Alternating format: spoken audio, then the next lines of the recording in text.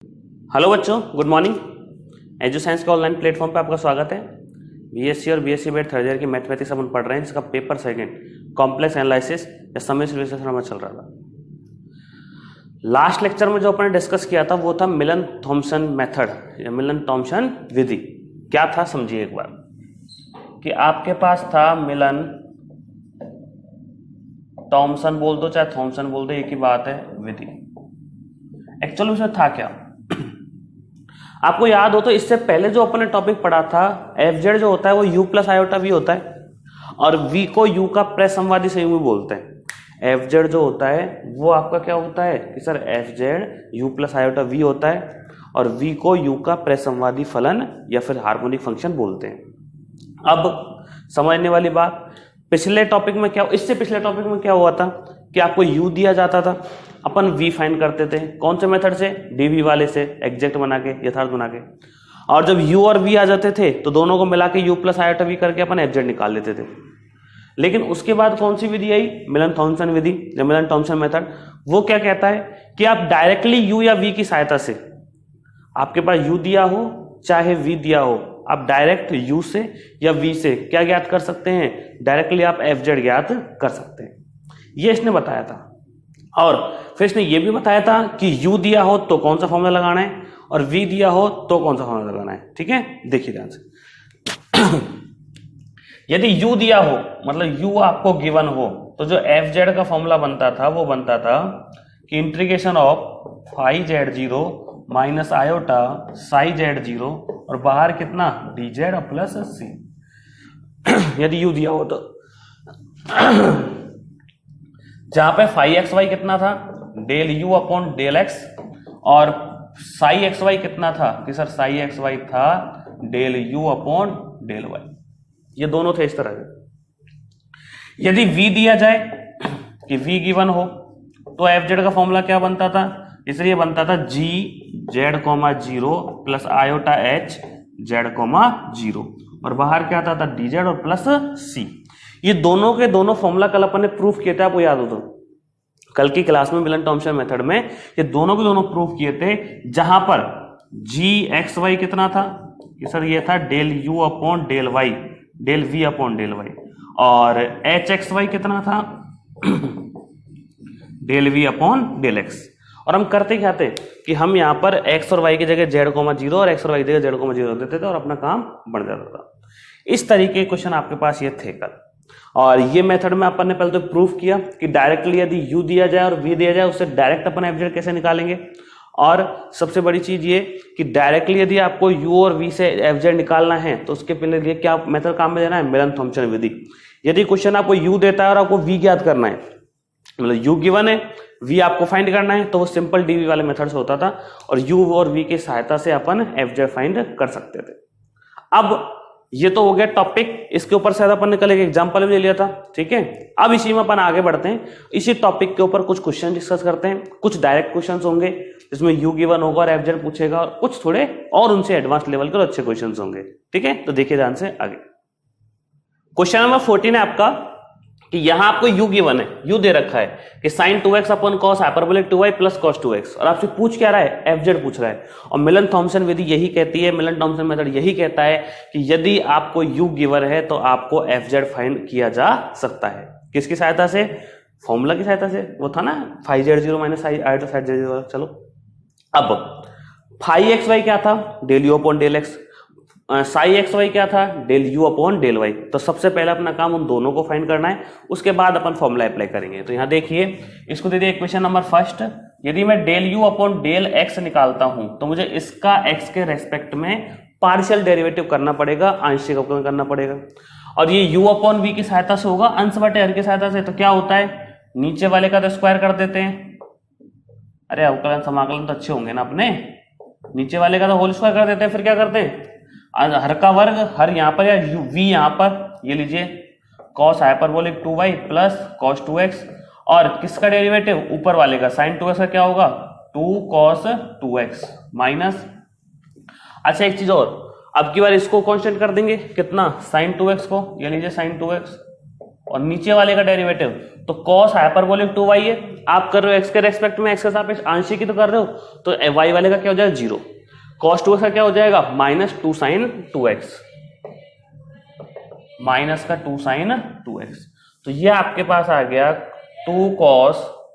अच्छा एक चीज सुनो, इसको लिख सकते हो आपको 2 cos hyperbolic 2y cos 2x, इसको ऐसे किया, इसको ऐसे करेंगे तो कितना आएगा प्लस का 2 cos स्क्वायर 2x, और जब इसको इससे करोगे तो माइनस माइनस प्लस हो जाएगा 2 sin स्क्वायर 2x, 2 आपने कॉमन ले लिया तो क्या लिख दिया sin स्क्वायर 2x, और अपॉन में क्या आने वाला है, अपॉन में आने वाला है cos hyperbolic 2y plus cos 2x का होल स्क्वायर।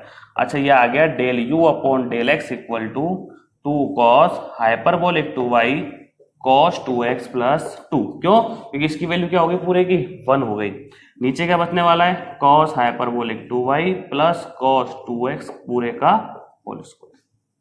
क्लियर, लेकिन मुझे 5xy नहीं चाहिए, del you upon del X नहीं चाहिए, मुझे del you upon del x की जरूरत नहीं है, इसी को तो 5xy बोलते हैं अपन। हमें जरूरत किसकी है, फाइव जेड जीरो की, तो x की जगह तो रखना है z और y की जगह क्या रखना है 0, तो अब ये बनेगा 5z, 0, देखो x की जगह क्या रखना है z और y की जगह क्या रखना है 0, तो यहाँ क्या है x की जगह रखो z तो cos 2z बनेगा, y की जगह रखो 0 तो cos हाइपरबोलिक 0 बनेगा, इसकी वैल्यू कितनी हो जाएगी 1, इसकी वैल्यू क्या आएगी 2z, तो 2 cos 2z प्लस कितना है 2 अपॉन y की जगह क्या रखने वाले 0, तो ये cos हाइपरबोलिक 0 हो जाएगा तो इसकी वैल्यू होगी 1, और नीचे कितना cos 2z और पूरे का क्या होल स्क्वायर।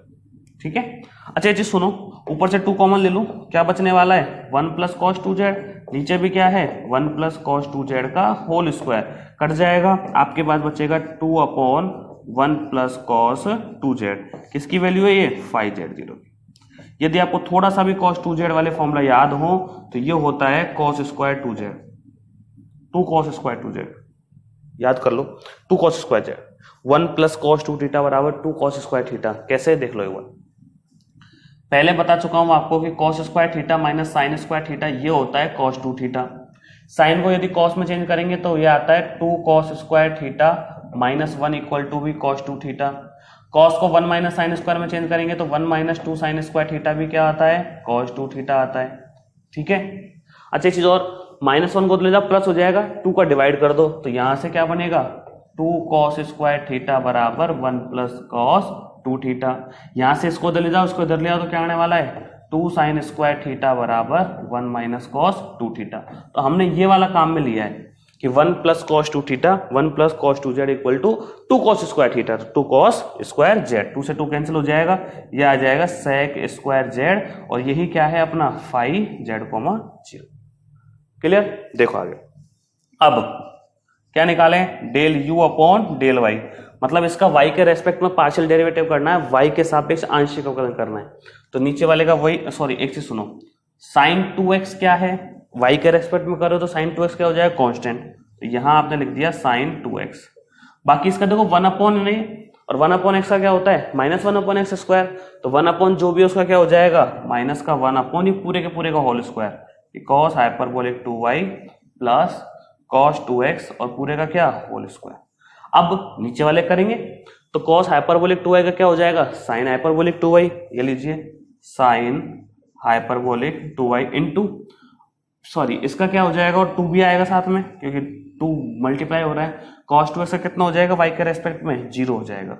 अच्छा एक चीज सुनो, इसको क्या बोलेंगे साई x, y, यदि मुझे साई z 0 की जरूरत पड़ जाए तो अभी कि साई z, 0 क्या होगा, इसके लिए हम क्या करेंगे x की जगह तो z और y की जगह 0, तो जैसे ही आप यहाँ y की जगह 0 रखोगे तो साइन 0 बन जाएगा, साइन हाइपरबोलिक 0, और साइन हाइपरबोलिक 0 की वैल्यू 0, तो 0 इंटू कुछ भी करोगे पूरा का पूरा क्या हो जाएगा 0, मतलब ये आपको मिलने वाला है 0। ठीक, आगे देखिए, अब चाहिए क्या fz, तो मिलन थॉम्सन विधि से, मिलन थॉम्सन विधि से, ठीक है, क्या होता है fz का फॉर्मूला, ये होता है इंटीग्रेशन ऑफ, कल ही प्रूव करवाया है 5z, 0 minus iota Sai z, 0 और बाहर कितना dz और plus c, integration of 5z0 value sec square z, तो आप लिखेंगे sec square z minus iota ये कितना हो गया, इसकी वैल्यू 0, बाहर कितना dz और प्लस कितना c, sec स्क्वायर का इंटीग्रेशन, sec का समाकलन tan z, तो आप यहां लिख देंगे कितना tan z और प्लस कितना c, ये किसकी वैल्यू आ गई fz की, और ये क्वेश्चन आपका यहाँ कंप्लीट होता है। आसान क्वेश्चन है। देखो सिंपल सा फंडा वही है कि मेथड आपको समझ में आना चाहिए। कल का पूरा दिन इसीलिए दिया था इस मेथड पे, मिलन थॉम्पसन विधि पे, कि आपको एक एक चीज बारीकी से और एक एक चीज बहुत अच्छे से क्लियर होती जाए, आपका हर एक कॉन्सेप्ट क्लियर हो जाए। जब आपने कल की क्लास बहुत अच्छे से देख ली होगी ना, और मैंने आपसे हर बार कहता हूं कि नेक्स्ट क्लास देखने से पहले पिछली क्लास को एक बार देखते हुए आप आए, उसके बाद ही नेक्स्ट क्लास आप देखें। तो पिछली क्लास जब आपने देख ली है तो इसमें आपको कहीं प्रॉब्लम नहीं आने वाली है। पिछले क्लास में मेथड सिखाया गया था, कौन चीज कैसे करनी है मिलन थॉम्पसन विधि की, ध्यान रखना क्वेश्चन बनता है यहां से। अब हो सकता है कि ये वाला नहीं आए, दूसरा आ जाए, कोई दिक्कत नहीं है, इससे अच्छा क्वेश्चन आ जाएगा। ठीक है, तो बहुत अच्छे तरीके से पढ़िए, रेगुलर पढ़िए और अपनी कॉपी में इसको नोट कर लीजिए। बढ़ते हैं अपन आगे।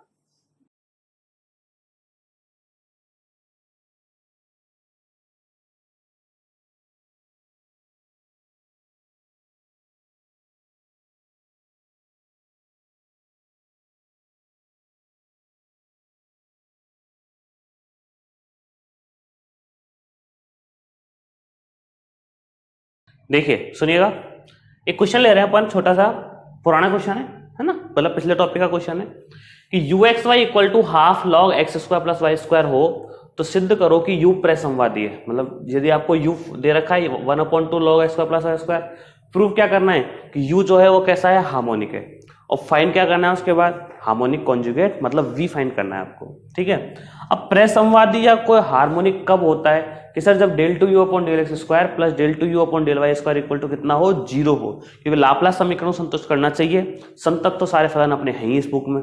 ठीक है, तो आप यहां लिखेंगे, इक्वेशन नंबर फर्स्ट दे दिया, चार चीजों जरूरत पड़ेगी, del u upon del x, del u upon del y, del two you upon del x square और del two you upon del y square. तो चारों के चारों आप निकाल लीजिए, है ना। तो चलते जाओ कि सबसे पहले आप निकालोगे del u upon del x, तो हाफ तो बाहर, लॉग का क्या होता है बताओ, लॉग का सर जैसे लॉग आ जाए ना 1/, हो जाता है ना, तो लॉग के जो साथ जो आ जाए उसको नीचे बैठा दो यहाँ पर X square plus Y square. पूरा हो गया क्या, नहीं हुआ। अब किसका करोगे, एक्स स्क्वायर का और वाई स्क्वायर का, तो एक्स के सापेक्ष करो तो एक्स स्क्वायर का कितना होने वाला है, 2x होने वाला है, वाई स्क्वायर 0 हो जाएगा, 2 से 2 कैंसिल हो जाएगा, तो ये बच गया X upon x square plus Y square. ठीक है, अच्छा एक बार फिर से भी कर लो, क्या कि सर आपको चाहिए del two you upon del x square, तो फिर से करोगे तो हर का वर्ग, मेथड वही u अपॉन वी वाला, यहाँ पर v x का डेरिवेटिव 1, x का अवकलन माइनस x स्क्वायर का कितना 2x, ये x स्क्वायर है, ये माइनस का 2x स्क्वायर है, क्या बचेगा माइनस x स्क्वायर, तो आ गया y square minus x square upon कितना x square plus Y square का होल स्क्वायर। इक्वेशन नंबर दे दिया इसको 3। अब निकालो del u upon del y, मतलब इसका y के रेस्पेक्ट में करना है, तो 1/2 तो रह जाएगा बाहर। ठीक है, लॉग का वही 1 upon x square plus Y square, अब एक्स स्क्वायर का 0, वाई स्क्वायर कितना 2y, सेम हो जाएगा, 2 से 2 कैंसिल, तो y upon x square plus Y square, equation number 4। अब क्या निकालो, del two you upon del y square, देखते जाओ, तो del two you upon del y square equal, अच्छा सुनो फिर से वही नीचे वाले का whole square, x square plus Y square का, यहाँ पर v आता है, ये लीजिए x square plus Y square. यदि इनमें भी किसी को दिक्कत रहे कि सर हमसे अवकलन नहीं हो रहा, समाकलन नहीं हो रहा, इंटीग्रेशन नहीं हो रहा, कुछ नहीं हो रहा, तो मुझसे जरूर पूछ लेना, चाहे व्हाट्सएप से पूछो, चाहे कॉल से पूछो, चाहे कैसे पूछो, वो आपकी टेंशन है, पूछ जरूर लेना मुझे कि सर कैसे हुआ, छोटी छोटी चीजें बता दूंगा आपको, लेकिन आपको पूछनी पड़ेगी, बिना पूछे मुझे पता कैसे लगेगा। डॉक्टर के पास जाओगे, सामने जाकर बैठ जाओगे, डॉक्टर पूछा बीमारी क्या है, बताओगे नहीं, तो उसे कैसे पता लगेगा क्या बीमारी है, और दवाई फिर देगा कैसे वो, हाँ कि तो आप ये सोचोगे सर सामने वाला खुद पता लगा ले, कि डॉक्टर कहता तू ही पता लगा ले भाई मेरा बीमारी क्या है, ऐसा पॉसिबल थोड़ी है। तो जब तक आप मुझसे कहोगे नहीं कि प्रॉब्लम कहाँ आ रही है, तब तक तो मैं आपको सॉल्यूशन दूंगा ही नहीं, कैसे दूंगा उसका। ठीक है, तो मुझे जरूर से जरूर आप अपनी प्रॉब्लम बताएंगे, जो भी आपको जहां भी हल्का सा भी डाउट रहे एंड टू एंड पूछ लो, कोई दिक्कत नहीं है। चलते जाओ, तो यहाँ अच्छा y का कितना हो गया 1 हो गया, minus y constant, x square का 0, वाई स्क्वायर का कितना 2y, तो ये आ गया x square minus y square upon कितना x square plus Y square का होल स्क्वायर, इक्वेशन नंबर 5। अच्छा इन दोनों को यदि ऐड कर दूं, del two you upon del x square और del two you upon del y square को देखो, यहाँ एक्स स्क्वायर नेगेटिव है, यहाँ पॉजिटिव है, वाई स्क्वायर पॉजिटिव है, नेगेटिव है, डिनोमिनेटर या हर सेम है, तो ये क्या होंगे, कट जाएंगे दूसरे से, तो आप लिखने वाले हैं इक्वेशन नंबर 3 को इक्वेशन नंबर 5 से प्लस कर दिया। क्यों कर रहा हूं, रीजन आप सबको पता ही है कि अपन को प्रेसमवादी या फिर हार्मोनिक प्रूव करना है। इक्वल कितना आ गया, 0 आ गया। इन दोनों को ऐड करोगे 0 आ जाएगा। साइन चेंज, इसका नेगेटिव है, इसका पॉजिटिव है, इसका पॉजिटिव है, इसका नेगेटिव है। क्लियर यहां तक? तो क्या लिखोगे, यह है किसको, लाप्लास, लाप्लास समीकरण को संतुष्ट करता है। और जब भैया लाप्लास समीकरण को यदि संतुष्ट करेगा तो आप क्या लिखने वाले हैं कि u एक्स वाई क्या है भैया, या फिर ओनली u जो है वो कैसा है, प्रसमवादी है, मतलब हार्मोनिक है। u का काम हो गया। अब क्या चाहिए, v चाहिए। अच्छा सुनो, v क्या होता है, तो v ज्ञात करने के लिए, v ज्ञात करने के लिए फॉर्मूला लिखाया था, याद हो तो, कि dv का संपूर्ण अवकलज वाला क्या था, del v upon del x, del v upon del x dx plus del v upon del y dy। अब v वाला तो है ही नहीं और v वाला फाइंड भी करना है, तो क्या करते हैं, v को u में कन्वर्ट करते हैं CR इक्वेशन से। तो del u upon del x equal होता है del v upon del y के। तो इसकी जगह क्या लिखोगे, del u upon del x dy। इसकी जगह माइनस का del u upon del y dx। ठीक है, लिख दिए क्वेश्चन रीमान इक्वेशन से। अब पहले काफी क्वेश्चन कर चुके हैं अपन, तो del u upon del y की वैल्यू ये रही और आना है माइनस का साइन, तो माइनस का y upon x square plus Y square, तो माइनस का y upon x square plus Y square dx plus, अच्छा del u upon del x की वैल्यू ये रही x upon x square plus Y square, तो x upon x square plus Y square और यहाँ पर कितना dy, किसकी वैल्यू है, dv की। क्या कर दें, इंटीग्रेट, समाकलन कर दो। तो समाकलन करने पे क्या होगा, इधर तो dv, इधर क्या आएगा minus y upon x square plus Y square dx और प्लस कितना, यहां आ जाएगा भैया x upon x square plus Y square dy। इसका एक तरीका सिखाया था एग्जैक्ट का, यथार्थ का, तो कि पहले वाले को यदि आप करोगे तो y को तो क्या रखोगे, अचर या कांस्टेंट, और दूसरे वाले को यदि आप करोगे तो यहां क्या रखोगे, x रहित पद।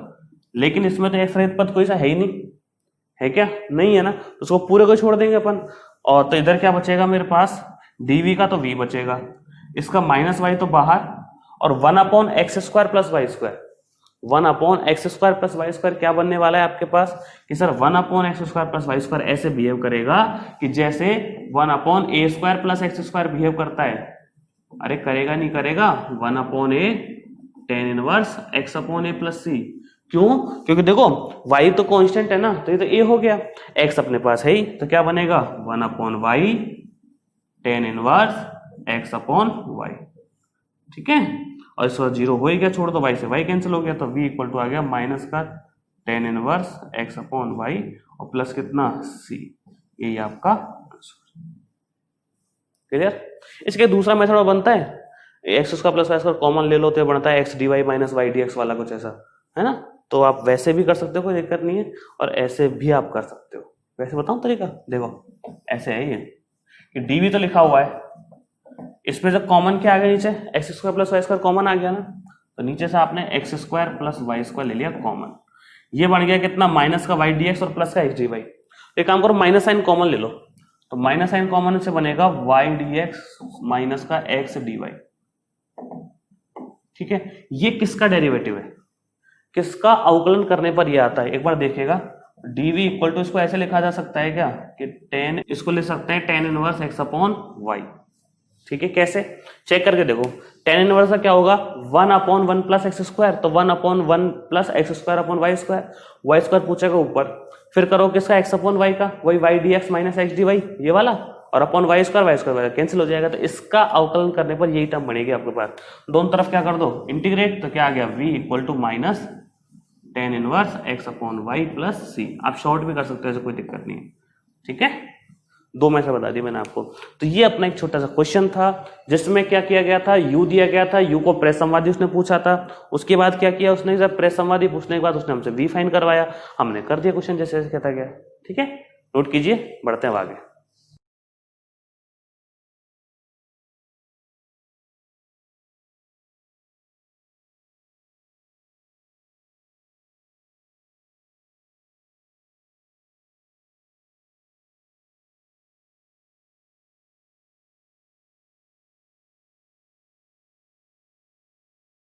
देखिए आगे एक छोटी सी थ्योरम है ना, बहुत नॉर्मल और बेसिक थ्योरम है कि माना मॉड एफ जेड एक प्रदेश में अचर है ना, कि let mod f z is constant in a domain, ठीक है, जहां एफ जेड विश्लेषिक है, एफ जेड कैसे दे रखा है, एनालिटिक दे रखा है, तो एफ जेड इक्वल प्रूव करना है अचर कि एफ जेड क्या होगा, कांस्टेंट होगा। 2009 में पूछी गई है और थ्योरम नंबर 3.9.2 है, बहुत छोटी सी बहुत ईजी है। 3 स्टेप हो गई, अचर है, विश्लेषिक है और अचर है, मतलब ये 2 चीज तो गिवन है कि मॉड एफ जेड अचर है और एफ जेड विश्लेषिक है, और प्रूफ क्या करवा रहा है कि एफ जेड कांस्टेंट है या फिर एफ जेड अचर है, ठीक है। चलते देखो, तो जो जो दिया है उनका इस्तेमाल कर ले अपन। तो एक तो क्या दिया है बताओ, सॉल्यूशन देखिए इसका कि आपको दे रखा है कि एफ जेड कैसा दे रखा है, विश्लेषिक, और यदि एफ जेड विश्लेषिक है तो ये सी आर इक्वेशन को सेटिस्फाई करेगा, सी आर इक्वेशन संतुष्ट करेगा, जो कि होती क्या है कि सर वो होती है del you upon del x equal to del we upon del y, व del you upon del y equal to minus का del we upon del x. Equation number दे दिया फर्स्ट पूरी को, इस पूरी को मैंने इक्वेशन नंबर फर्स्ट दे दिया एक साथ, ठीक है। और क्या दे रखा है कि मॉड एफ जेड क्या है, अचर है, और गिवन क्या है कि मॉड एफ जेड ये है भैया क्या, अचर, ठीक है। अच्छा मुझे एक बात बताओ कि एफ जेड होता क्या है कि सर एफ जेड होता है यू प्लस आयोटा वी, ठीक है। तो मॉड एफ जेड क्या होगा सर, मॉड एफ जेड है mod u plus iota v, अचर को मैंने कांस्टेंट सी बोल दिया, सी बोल दिया, के बोल दो सी बोल दो, कोई फर्क नहीं पड़ता उससे, है ना। आगे देखो, अच्छा मॉड है तो की वैल्यू क्या निकलती है, u square plus v square, याद कीजिए x z equal to x plus iota y होता था, तो मॉड जेड इक्वल टू क्या होता था, under root x square plus Y square, real part का स्क्वायर प्लस इमेजनरी पार्ट का स्क्वायर। तो वही किया है मैंने, रूट को ले जाओ क्या आने वाला है कि u square plus v square equal to कितना, सी स्क्वायर। इक्वेशन नंबर दे दिया इसको मैंने कितना, सेकेंड, कोई दिक्कत नहीं होगी। प्रूफ क्या करना है कि एफ जेड अचर है, तो एफ जेड कॉन्स्टेंट प्रूव करना है। अच्छा मुझे एक बात बताओ, एफ जेड यदि कॉन्स्टेंट है, यदि एफ जेड अचर है, तो उसके जितने भी डेरिवेटिव होंगे उनकी वैल्यू क्या होगी, जीरो आनी चाहिए। मतलब आप del you upon del x निकालो, चाहे आप del you upon del y निकालो, चाहे कुछ भी निकालो, हमेशा वैल्यू क्या आनी चाहिए, जीरो आनी चाहिए। यदि किसी चीज का अवकलन करने पर जीरो आ जाए, यदि किसी फलन का या फंक्शन का डेरिवेटिव जीरो आ जाए, तो फंक्शन कैसा होता है, अचर या कांस्टेंट होता है। तो वही चीज यहाँ पर अपन एक काम करते हैं, इसका डेरिवेटिव निकाल देख लेते हैं। यदि डेरिवेटिव जीरो आ जाता है तो इजीली अपन क्या कह सकते हैं कि वो कांस्टेंट होगा। तो देखिए x के सापेक्ष आंशिक अवकलन कर दो, x के सापेक्ष कौन सा अवकलन भैया, आंशिक अवकलन। तो u स्क्वायर का क्या होगा 2u del you upon del x, v square का क्या होगा 2v del v upon del x, c square कितना हो जाएगा 0। अच्छा 2 को उधर भेज दो तो ये आ गया u del u upon del x plus v del v upon del x equal कितना है 0। अच्छा अब एक की जैसा रखो इसको, u पे तो u पे ही काम कर लो, v को क्यों छेड़ो। तो ये बताओ del v upon del x कितना होगा, कि sir del v upon del x होगा del u upon del y negative. तो आप कितना लिख दोगे इसे कि सर ये आ गया u del u upon del x minus v del u upon del Y और इक्वल 0। समीकरण नंबर दे दिया इसको अपने कितना 3। अब जैसे आपने x के सापेक्ष किया वैसे किसके सापेक्ष करके देख लो एक बार, y के सापेक्ष। तो इक्वेशन नंबर 2 का y के सापेक्ष कौन सा, आंशिक अवकलज। तो क्या होने वाला है, u स्क्वायर का तो 2u और del u upon del y plus v square क्या होने वाला है 2v del v upon del y equal कितना 0। c स्क्वायर 0 होगा, 2 का डिवाइड कर दिया तो ये आ गया u del u upon del y plus v del v upon del y equal कितना है 0। अच्छा एक चीज और सुनो, आप फिर से दोनों को एक में रखो, जब यहां अपन ने u में रखे तो इसको भी u में रख लो। तो del v upon del y दे क्या रख दूं, del u upon del x। तो ये आ गया u del u upon del y minus v del u upon del x plus ही आ जाएगा इक्वल कितना 0। इक्वेशन नंबर कितनी है 4। यहां तक कोई दिक्कत नहीं है। अब करना क्या है सर, कुछ नहीं, आप del u upon del x और del v upon del y निकाल के देखने कितने आते हैं। देखो ये del u upon del y का गुणांक कितना है, यहाँ पे v है, और यहाँ del you upon del y का गुणांक कितना है u है। मतलब इस पूरे को मल्टीप्लाई करते हैं किससे, u से, इस पूरे को मल्टीप्लाई करते हैं किससे, v से। तो काम बन सकता है ना, मतलब बाई इक्वेशन 3। विलोपन विधि पढ़ी है क्या, अरे विलोपन विधि पढ़ी है ना 3। तो ये लिख लो कि u del u upon del x minus v del u upon del y equal 0, और ये वाला लिख लो u del u upon del y plus v del u upon del x equal 0। ठीक है, ये दोनों मैंने लिख लिया। अब इसको तो किससे मल्टीप्लाई कर रहा हूं मैं, v से, और इसको किससे मल्टीप्लाई कर रहा हूं, u से।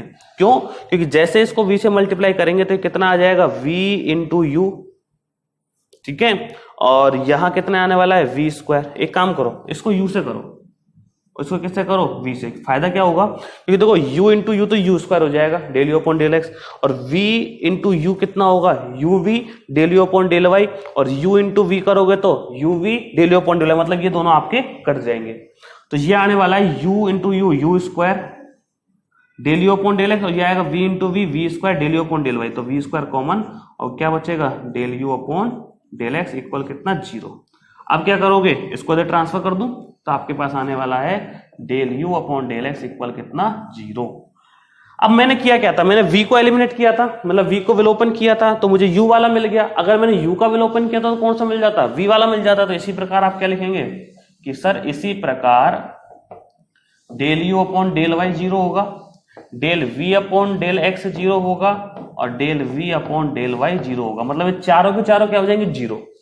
तो मतलब ये चारों के चारों 0 हैं, तो मतलब ये हुआ कि fz तो u प्लस आयोटा v होता है। fz क्या होता है, u प्लस आयोटा v। यदि आप fz का अवकलन करोगे तो u और v का तो अवकलन होगा, और u और v के अवकलन की वैल्यू कितनी आ रही है, 0। और किसी चीज के अवकलन की वैल्यू 0 आती है, किसी फलन के डेरिवेटिव की वैल्यू 0 आती है, तो वो फलन कैसा होता है, कांस्टेंट होता है या फिर अचर होता है। तो लिख दोगे अतः fz इक्वल टू कांस्टेंट या फिर अचर। बहुत छोटी सी थ्योरम थी, बहुत आसान सी थ्योरम थी, नोट कर लीजिए, और कोई डाउट रहे दोबारा देख लीजिए, उसके बाद रहे तो मुझे पूछ लीजिए, आप लिख लीजिए।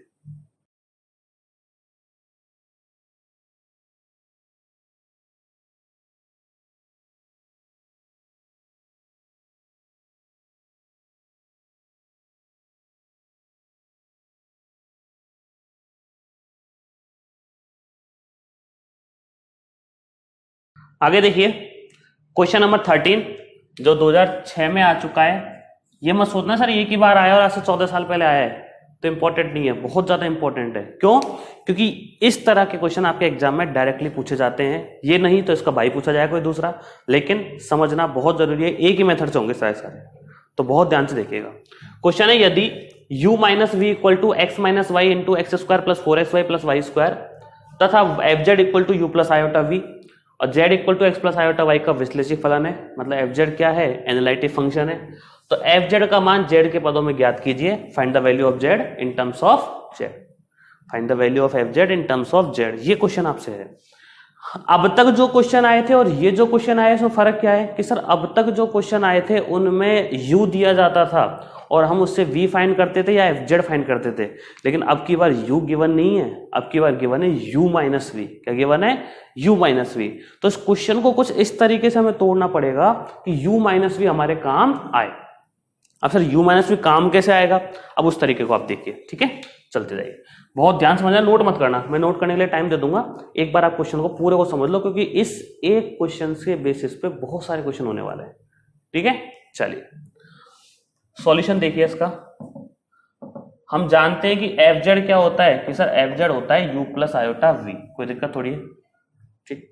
यदि इसको आयोटा से मल्टीप्लाई कर दिया जाए कि आयोटा fz इक्वल टू, देखो प्रोसेस है सॉल्व करने का, एक बार समझ लो, iota u iota into iota iota square minus v equation number 2, clear. यदि दोनों को ऐड कर दिया जाए, मतलब equation number first plus equation number 2, तो कॉमन क्या आएगा fz, यहां आएगा 1 प्लस आयोटा, तो 1 plus iota fz equal u minus v, क्योंकि बिना आयोटा वाले एक तरफ, प्लस आयोटा कॉमन और कितना v प्लस यू या फिर u प्लस वी, और इसको दे दिया मैंने इक्वेशन नंबर कितना 3। आया कि नहीं आया भाई? 1 plus iota fz equal to u minus v plus iota u plus v, तो u माइनस वी कहीं ना कहीं तो बनाना, ठीक है। मान लिया इसको आपने लिख दिया कैपिटल fz, इसको लिख दिया कैपिटल u और इसको लिख दिया कैपिटल v, और इसको दे दिया इक्वेशन नंबर 4, जहां कैपिटल fz कितना है 1 प्लस आयोटा fz और कैपिटल u कितना है u माइनस वी और कैपिटल v कितना है कि सर u प्लस वी। इस तरीके से मैंने इसको थोड़ा सा चेंज कर लिया, बस। क्यों किया? क्योंकि जरूरत है इसकी, मुझे केवल u को सॉल्व करना आता है, मुझे u माइनस वी को सॉल्व करना नहीं आता। मिलन थॉमसन जो मेथड है, मिलन थॉमसन जो विधि है, वो u को सॉल्व करना सिखाती है, u से fz निकालना। u माइनस वी से एफ जेड निकालना नहीं सिखाती वो, तो मुझे कैसे भी करके u ही रखना पड़ेगा। तो मैंने क्या किया, इसको u मान लिया, इसको कैपिटल V मान लिया। अब u का तो मुझे सॉल्व करना आता है ना, फंक्शन एफ जेड अपन ने ये मान लिया, कितना 1 प्लस आयोटा एफ जेड। और मैथमेटिक्स का सिंपल सा फंडा है, जो चीज मानी जाती है वो लास्ट में हटाई जाती है, तो अपन लास्ट में आके इसको क्या कर देंगे, हटा देंगे। ठीक है, चलते जाओ। आपके पास u आ गया, u कितना है, u माइनस वी, v कितना है, u प्लस वी। और u माइनस वी की वैल्यू दे रखी है कितनी क्वेश्चन है कि सर x माइनस वाई और कितना x square plus 4xy plus Y square. ठीक है, अब जरूरत किस किस की पड़ती है मिलन टॉमसन में कि सर एक तो जरूरत पड़ती है del you upon del x की, एक जरूरत पड़ती है किसकी, del you upon del y की। तो यहां देखिए, यदि मुझे del you upon del x capital वाला निकाल रहा हूं ना, निकालना पड़े तो कैसे करोगे इसका, एक्स के सापेक्ष अवकलन, एक्स के सापेक्ष पार्शियल डेरिवेटिव करना है विद रेस्पेक्ट टू एक्स। तो क्या करोगे, फर्स्ट इंटू सेकंड से होगा, तो एक्स माइनस वाई कॉन्स्टेंट, इस एक्स स्क्वायर का 2x, 4xy का 4y, वाई स्क्वायर का 0 प्लस ये पूरा का पूरा constant x square plus 4xy plus Y square. X का कितना है 1 और वाई का कितना है 0, लिखने की जरूरत नहीं है। ये आपके पास क्या आ गया, del you upon del x, जिसको आप क्या बोलते हैं कि सर इसको बोलते हैं फाई एक्स वाई। लेकिन मुझे जरूरत फाई एक्स वाई की नहीं पड़ती, मुझे किसकी पड़ती है, फाई जेड जीरो की। तो फाई जेड जीरो क्या बनने वाला है कि sir phi z comma zero, x की जगह क्या रख दो जेड और वाई की जगह क्या रख दो 0। तो यहां रखोगे जेड माइनस 0, जेड बचेगा, ये हो जाएगा 2z।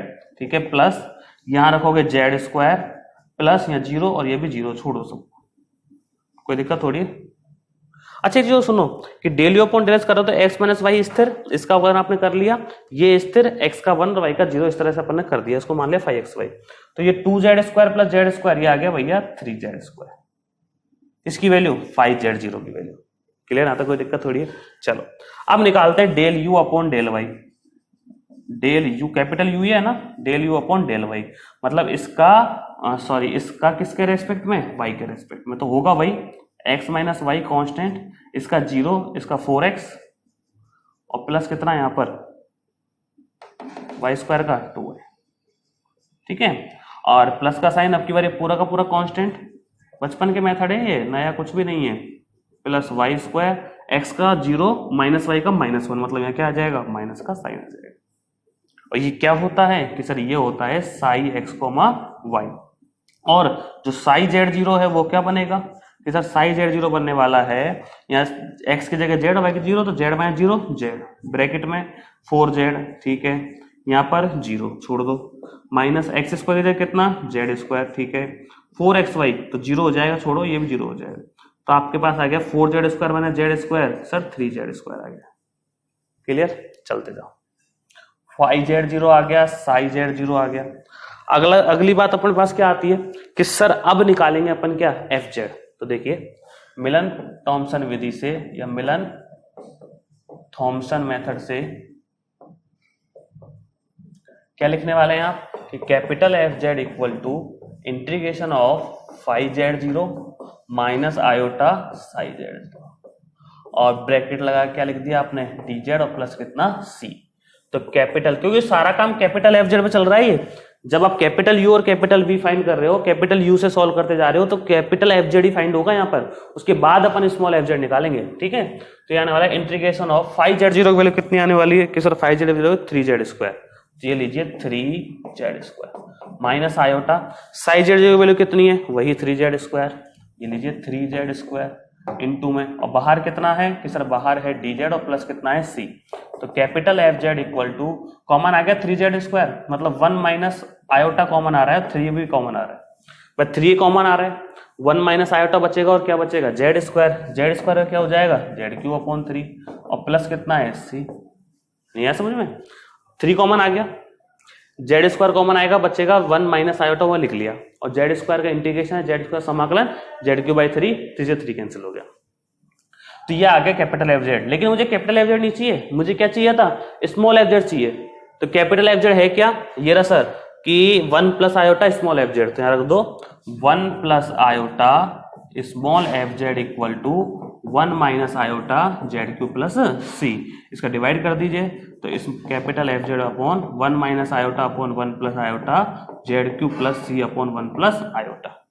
आंसर आप चाहो तो यहाँ छोड़ सकते हो, थोड़ा सा और सॉल्व कर लो कि आप लिखेंगे f z equal to 1 minus iota, वो करते हैं ना कॉन्जुगेट से ऊपर नीचे मल्टीप्लाई, संयुग्मी से ऊपर नीचे गुणा, तो 1 माइनस आयोटा और 1 प्लस आयोटा और 1 माइनस आयोटा, और यहाँ जेड क्यूब प्लस, इसको एक नया कांस्टेंट सी दे दूं, सी डैश लिख दिया मैंने उसको कि सी अपॉन 1 प्लस आयोटा भी क्या है, अचर राशि है, तो उसको मैंने नए अचर बोल दिया सी डैश। अच्छा ये क्या हो गया, ए 1 माइनस आयोटा का होल स्क्वायर, तो क्या बनेगा कि सर ये बनेगा 1 और माइनस 2 आयोटा और प्लस कितना आयोटा स्क्वायर, वो तो ना 1 minus iota square a square मतलब 1 का स्क्वायर minus 2 a b, 2 into 1 into iota और प्लस कितना बी स्क्वायर मतलब आयोटा स्क्वायर अपॉन कितना a plus b minus b 1 minus iota square Z cube plus c dash. तो एफ जेड इक्वल टू 1 से 1 cancel हो जाएगा क्योंकि माइनस 1 होगा तो ऊपर बचेगा माइनस का 2 iota upon minus iota square की वैल्यू आयोटा स्क्वायर माइनस 1 और माइनस पहले से तो क्या हो जाएगा 2 हो जाएगा और जेड क्यूब प्लस कितना सी डैश। तो final answer f z equal to minus का iota z cube plus c dash जो कि आपका आंसर। कोई दिक्कत, इजी है, ठीक है।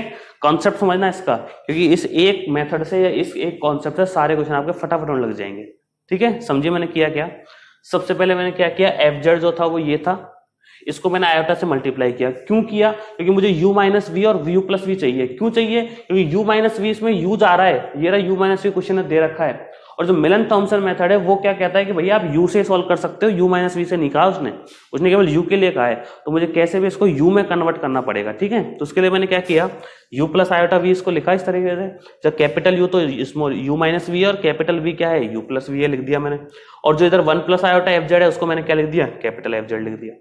ये था ही अपने पास। अब प्रोसीजर वही, डेली अपॉन डेल एक्स निकाला, फर्स्ट ये स्थिर इसका अवकलन और ये स्थिर इसका अवकलन, इसको बोलते हैं फाई एक्स वाई। देखो जरूरत किसकी पड़ती है, फाई जेड जीरो की, तो x की जगह z और y की जगह 0 रख दिया, सॉल्व करते गए यहाँ पहुंच गए।